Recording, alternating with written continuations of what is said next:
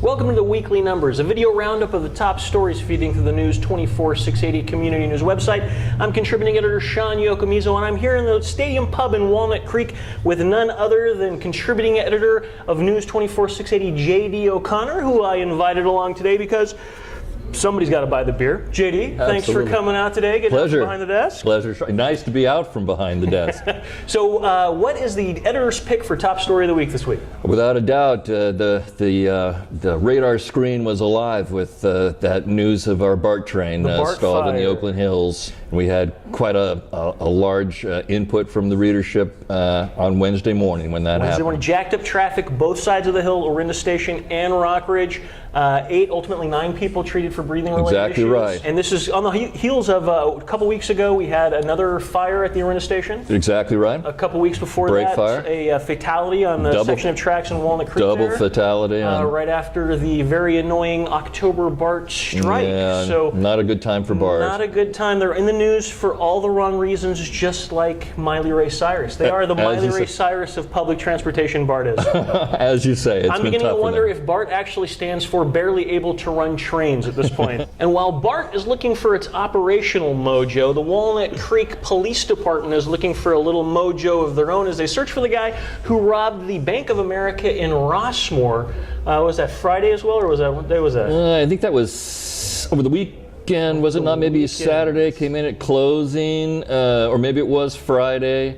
Have to look. We've been having some pretty busy criminals at work. Pretty good criminal element, particularly bank robberies, right? They had just had the Patelco robbed in Walnut Creek, and Lafayette. Exactly, Lafayette had an armed robbery. There's a lot of. Yeah. Or a note, actually, a demand note, but does that still count as a robbery? It does, yeah. If money changes hands, without. So remember that, an armed note robbery. Yes, that's a big thing. So anyone with information about the robbery there in Walnut Creek should contact the Dub CPD, and anyone thinking of robbing a bank should probably just try perpetrating a Ponzi scheme and making some real money. Who robs a bank these days? I mean, really, come on. Well, apparently this one guy does. Speaking of criminal masterminds, we then moved to Moraga Safeway. A Dodge truck was stolen out of the parking lot and ends up going the wrong way on Highway 24. Exactly, a bad day for GMC truck owners in Moraga, with 3 trucks, 3 GMCs taken, and then I believe a Dodge. And the Dodge was one that was going the wrong way. I believe that was. I'll have to check, but yes. And then Lafayette PD fell in behind him, and he went the wrong way on Highway 24 in an effort to shake police. And Lafayette PD ended up calling off the pursuit because of public safety concerns, which means they have about a 100-point IQ advantage over the guy who actually stole the truck.